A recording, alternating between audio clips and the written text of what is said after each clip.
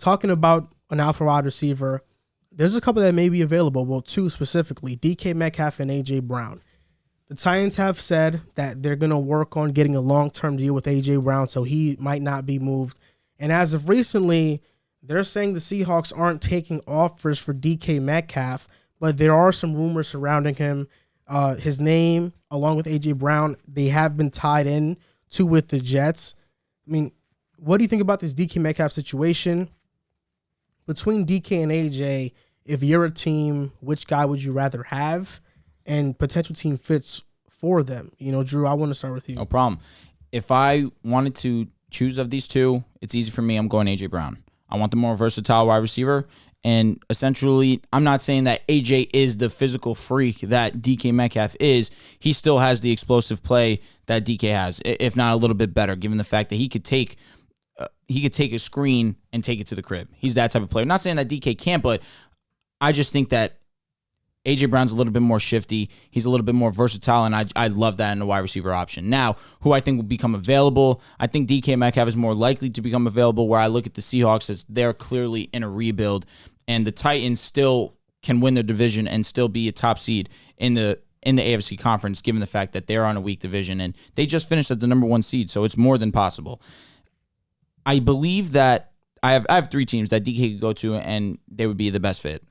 I'm assuming you guys are going to say the Jets, so I'll leave that to you guys. I think the Jets makes a lot of sense. I'll keep it really quick. You want to have Zach Wilson in a position early into his development, that he has weapons that he can rely on, and he has confidence throwing to these guys that he can trust. And that's huge early in development because you want to see what this guy has. And if you're putting him in a position where he has DK Metcalf, Elijah Moore, Corey Davis, Braxton Berrios, I have to throw him in there, CJ Uzama. This is a weapons room that is actually respectable, and now there is no reason why Zach can't succeed. No, number 2, I have the Saints. We spoke about it earlier. They are in desperate need of a wide receiver. They now have 2 first-round picks. Maybe you want to trade one of those later ones for a DK Metcalf. I wouldn't be too opposed. The only thing that I see as a little bit of a clash is that they're in the same conference. I don't know if they'd be willing to do that. Now, my last team is the Patriots. I said that I was seeking an option for them to get a wide receiver 1 alpha. It's pretty perfect in this sense where they have the 24th pick overall. Patriots have been prone to trading their first-round picks for as long as Belichick has been in the NFL, and now this solves that alpha problem that we just had a 25-minute discussion on. You put, similar to Zach Wilson, early into Mac Jones' development, you want him in a situation where he has guys that he can trust and have confidence in throwing the ball down the field. And we talk about wanting to see Mac Jones move the ball downfield. Right now, there's no better option than DK Metcalf. If there's one coach in the entire NFL I can't trust, it's Pete Carroll. His coach speak, the way he talks about his players, he thinks they're all the best, all pro Hall of Fame guys. Everyone's going to stay here with me, best friends, and it never works out that way. I remember a couple years ago him talking about like Rashad Penny, and he ended up not playing at all. We saw this past offseason with Russell Wilson saying, we want him to stay. He ends up getting traded. A lot of coaches do that, but Pete Carroll in specific really goes over the top when it comes to like coach speak and talking up his players. So no one's available until they're available, right? I think DK Metcalf is the player that's more likely to be traded just because the Titans don't really have the luxury to trade AJ Brown. I mean, you trade Brown, now you're stuck with Robert Woods as your wide receiver 1, and that offense becomes really limited. I know AJ's dealt with injuries over the last few years, and maybe you don't want to pay him top wide receiver money, but when he's on the field, he's one of the 10 best wide receivers in the league. So at such an important position, I'm willing to take the risk and pay him. But I think DK Metcalf is the player that becomes available. I have 4 teams, 1 being the Jets. I'm sure you'll talk about that as well. I won't. So you can. You won't? Okay, cool. They've been on all the talks with Tyreek, Amari Cooper, Calvin Ridley. It's obvious that Joe Douglas wants to go get a true number 1 wide receiver for Zach Wilson, and it makes all the sense. The Jets have the draft capital to do it. They have the cap space to do it, and he's going to fit in this offense. It just becomes a matter of, will the Seahawks want to trade with the Jets? Are they willing to go? We fleeced them for Jamal Adams, getting 2 first-round picks for. Is John Schneider going to be able to say, you know what, we'll make another deal with the Jets? They're not giving up 4. They're not giving up 10. I think 36 and 38 gets it done. Maybe 36 and a future second-round pick gets it done.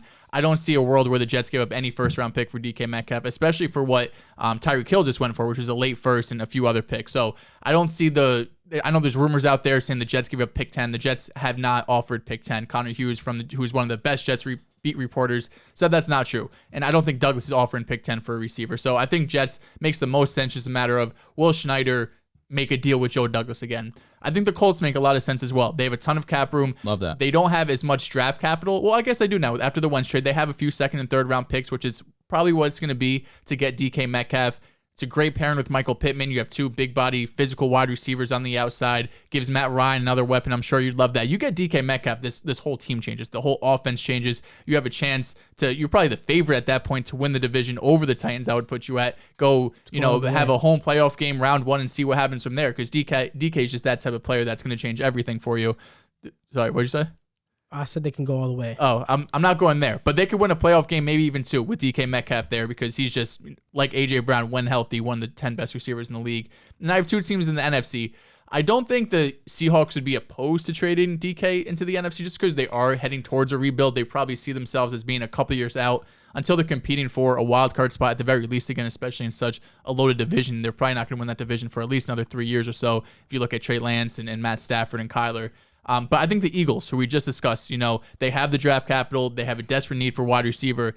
If they don't want to take the shot in the dark on a draft pick, like we saw them miss on Jalen Reagor, we've seen them miss on J.J. Arcega-Whiteside before, Greg Ward. Like, they have all these guys they've drafted, and it just hasn't worked out. So Greg if they Ward want was not a first-round pick. I know. I'm just saying drafting, because Arcega-Whiteside was a second-round pick as well. So if they don't want to take that shot in the dark and just go and get that proven guy for Jalen Hurts, that makes a lot of sense too. And such a winnable division, winnable conference, really, like the Eagles with DK Metcalf, it's a bit different just because they're more of a run-heavy team. So I don't know if it completely opens everything up. That's going to take Jalen Hurts take that next step as a passer, which DK Metcalf would definitely help out with. And then the last team I have is the Green Bay Packers. The Packers, who traded Devontae Adams. This is a great way to get all of your fans back and everyone who was making fun of you over these last couple months for trading Devontae Adams and having your wide receiver 1 being Allen Lazard, your wide receiver 2 being Amari Rodgers. You get DK Metcalf. You probably don't you probably give one of those late first round picks, since you have 2 of them. I believe they have 22, which is the Raiders, and maybe around 29 or something. So maybe 29 and an extra pick, round 2 or 3 gets that done, something similar from the Tyreek Hill trade. They need a receiver desperately. If you get DK Metcalf, now you're in that same position you had with Devontae Adams. Obviously not the best receiver in the league, but DK is going to open that offense and need a receiver bad. And they were willing to pay Devontae Adams. Just Devontae said, I want to go play with Derek Carr. So we know that the Packers are more than willing to pay for him. I know they paid a couple other guys like Tunyon and Rasul Douglas, but they'll make the money work if they get DK. Yeah. So Connor Hughes has said that there's no offers for DK Metcalf right now. Joe Douglas is prepared to strike for a star wide receiver if they become available, but nobody is sure if any of these guys are actually going to become available. I think AJ Brown is least likely when you talk about the Titans' circumstances and where they want to be, because they want to compete ultimately. I love the Jets. I love the AJ Brown, Elijah Moore bromance pairing. I would love that. I think he'd really fit in with Zach Wilson as well. Just Zach Wilson's a great guy, and anybody around him, he's going to make better naturally. It's just his aura. That's how good he is. He's a star. We know that. The Packers were one of my teams. And, I'm surprised by you that you didn't mention the Colts. You mentioned them, and I'm disgusted because you took my team that I was going to mention. When it pertains to DK Metcalf, the team that's out there, and also AJ Brown, the teams that are out there, the biggest name when talking about a trade partner is the Jets. I'm wondering when the Colts are going to jump in the mix. I know AJ Brown, that will never happen. They won't trade in division. They should be the first ones on the phone with the Seattle Seahawks to talk about DK Metcalf so they can trade with him. If the Colts land DK Metcalf, you have Matt Ryan, DK, Michael Pittman, Jonathan Taylor, an elite offensive line, an elite defense. Oh, the Colts are contenders. There's no doubt about it. Right now, you have them barely scraping the AFC South and not even winning a playoff game. They get DK. They can make that jump all the way to being one of the top teams in the AFC. I believe that. DK is a guy who he hasn't missed a game since he got into the NFL. 1,300 yards his second season, 10 touchdowns. This past year didn't have 1,000 yards, but he had 12 touchdowns. He's right. He's like 980. You talk about Matt Ryan not getting those touchdown numbers with his receivers. Well, DK, it just seems like that's a match made in heaven. You would think so with Julio Jones, that'd be a match made in heaven. I think they're gonna excel. 6'6". there's a misconception when it comes to Matt Ryan because he played with prime Julio Jones, and Julio Jones is one of the best wide receivers ever. Ain't no misconception. There, brother. And Roddy White. there is a misconception with Matt Ryan that his entire career he had this elite stacked receiving core. It was Julio Jones, and then the next guy was like Taylor Gabriel and Mohamed Sanu. They had Rodney White for a couple of years. It was Roddy early White, Julio like, years. I don't It was even. early Julio years. Maybe that's true. I don't know. You No, can it is fact true. check It it. is true. It is. It's true. But- Trust. Julio Jones, and then who else? You don't got a real second elite option after that for Matt Ryan. Even in his MVP year, it wasn't there. What was the elite option for Stafford with Calvin? I'm not talking about Stafford. I'm just asking. Well, Did it matter Golden with him? Tate's better than any second the Falcons had for sure. Again, Roddy White, Julio Jones, Tony Gonzalez. Well, was Roddy, there. so Tony Gonzalez at that point in his career is he better than He was Pettigrew? really good. damn good He on was the really Falcons. Is he better than Pettigrew? I'm gonna allow you to retract that. I'm gonna allow you to retract that. Gotta edit that out. Nah, Tony Gonzalez. Nah, let's look at Tony Gonzalez stats right here. real quick. He was good Yeah, on he Atlanta. was solid. He definitely had a couple good seasons. No, I know he wasn't- did, but like you're It acting wasn't like he was an prime all-pro. Tony Gonzalez. No, but of course. Okay. I Yeah, misspoke. yeah. I misspoke. That's Yeah, okay. he tweets. That's okay. What was his best year in Atlanta?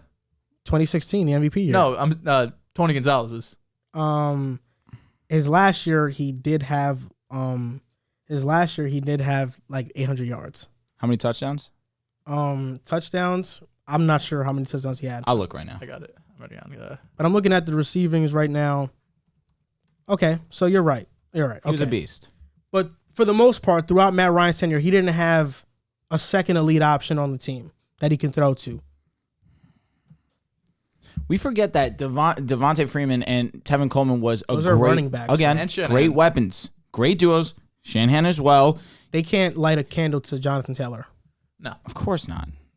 But as a duo, that's That- damn okay, good. that's what I'm saying, but- Devontae Freeman was He a top 4, great. top 5 He was great. running back. He that just wasn't season, the best. statistically. I would like He was great. Jonathan Taylor and Nyheim Hines clear them. Yes.